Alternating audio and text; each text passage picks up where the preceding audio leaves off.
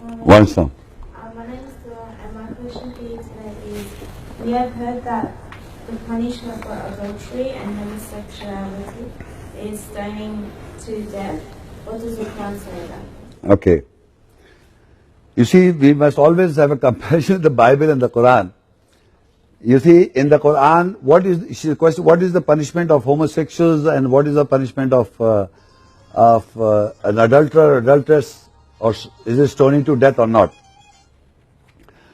So, in Surah Nisa 4 and Ayah 15, وَاللَّاتِي يَأْتِينَ الْفَاحِشَ مِنْ نِسَائِكُمْ فَاسْتَشْهِدُوا عَلَيْهِنَّ أَرْبَعَةً مِّنْكُمْ فَإِنْ شَهِدُوا فَأَمْسِكُوهُنَّ فِي الْبُيُوتِ حَتَّى يَتَوَفَّاهُنَّ الْمَوْتُ أَوْ يَجْعَلَ اللَّهُ لَهُنَّ سَبِيلًا. And those from your women who come with obscenity, then from you take 4 witnesses on them. Then if they bear witnesses, so detain them in the houses until the death is complete on them, or Allah will set a way for them. This ayah is speaking about married women.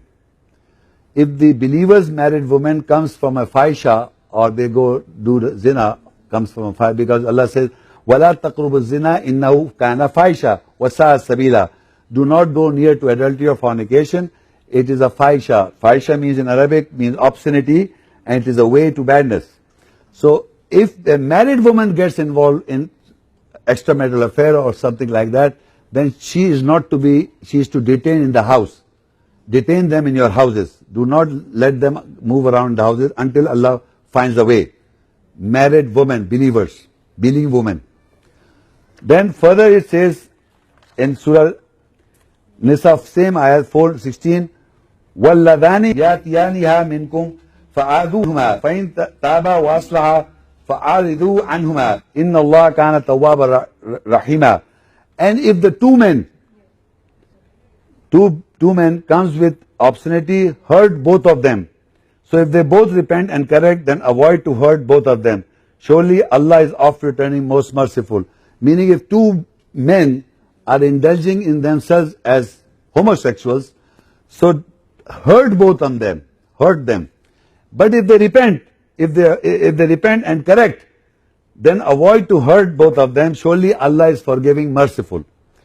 Then in 24 Surah 2 ayah, where non-married women, believing women and unbelieving or non-married women do zina or fornication, الزانية والزاني فاجلدوا كل واحد منهما 100 جلدة ولا تأخذكم بهما رأفة في دين الله إن كنتم تؤمنون بالله واليوم الآخر وَلْيَشْ عَذَابَهُمَا طَائِفَةٌ مِّنَ الْمُؤْمِنِينَ.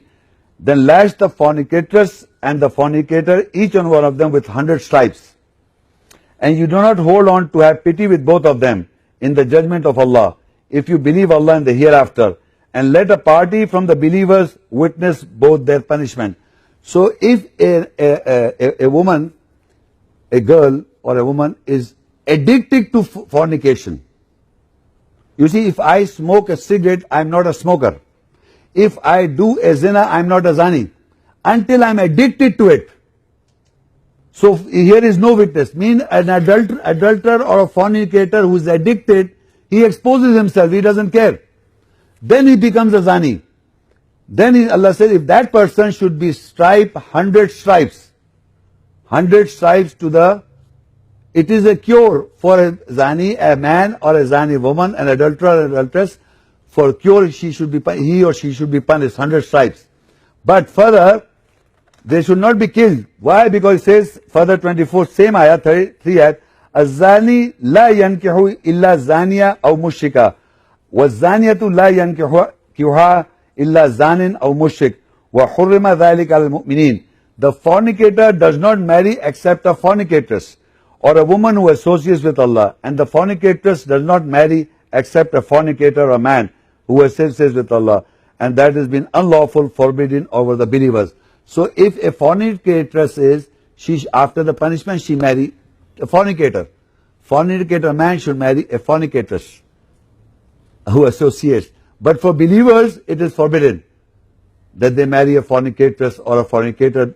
You understand? For believing women cannot marry a fornicatress.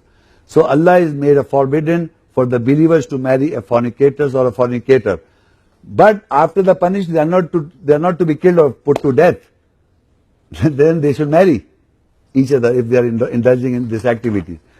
Now I would like to further, because if you were referring to a stoning to death, you see the word rajam in Arabic means stone, and rajim also is the same, derived from the same word rajam. An amazing thing is it has been used by Allah. Total word rajam and its other forms are used 14 times. 7 times is used by Allah against the shaitan. Like we says, فَإِذَا قَرَأْتَ الْقُرْآنَ فَاسْتَعِذْ بِاللَّهِ مِنَ الشَّيْطَانِ الرَّجِيمِ. Whenever you read the Quran, seek Allah's protection from the shaitan, the rajim, who has been stoned.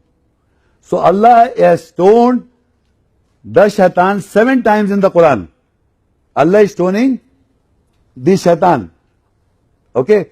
And the other 7 times is the unbelievers are stoning the believers, or intend to stone.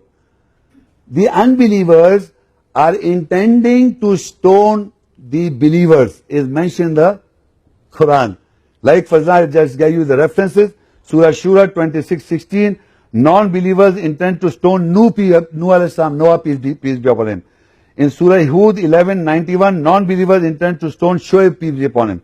MARYAM 19:46, non-believer Ibrahim's father intend to stone his son Ibrahim peace be upon him. YASEEN, non-believer intends to stone the messengers in plural. And DUKHAN 44:20, Musa peace be upon him, mentions the intention of Pharaoh to stone him. Pharaoh intended to stone Musa peace be upon him. And Surah Al-KAHAF, the believing companions of the Kahf mention that non-believers intend to stone him. So in the Quran 14 times this word has been used, stoning, and it is never used by Allah that the believers should stone to non-believers. It is the non-believers is stoning, intending to stone the believers, and Allah is stoning the shaitan. But if you look at the Bible, according to the Bible, Jews and Christian faith, Leviticus 20:10, if the man commits adultery with another man's wife, both adulterers must be put to death. So who believes that? Who believes this? This is Jews and Christians belief. But who is practicing is a Jew, a Christian. Leviticus 20, 11, 12, 13, 40, if a man and woman commits incest or any man have homosexuality, must be put to death. Again biblical. Leviticus 20 verse 9, if the priest's daughter becomes prostitute herself, then she must be burned in the fire. Deuteronomy 22, 20, 21, if there is no proof of girl's virginity, then she should be stoned to death. This is biblical. Deuteronomy 20, 25, the man who meets a girl who pledged to be married and he rapes her, then his man should be put to death. Exodus 20, 19, anyone who has sexual relation with an animal must be put to death. Death is very easy in Bible. All the time put to death, put to death, put to death. This is all biblical.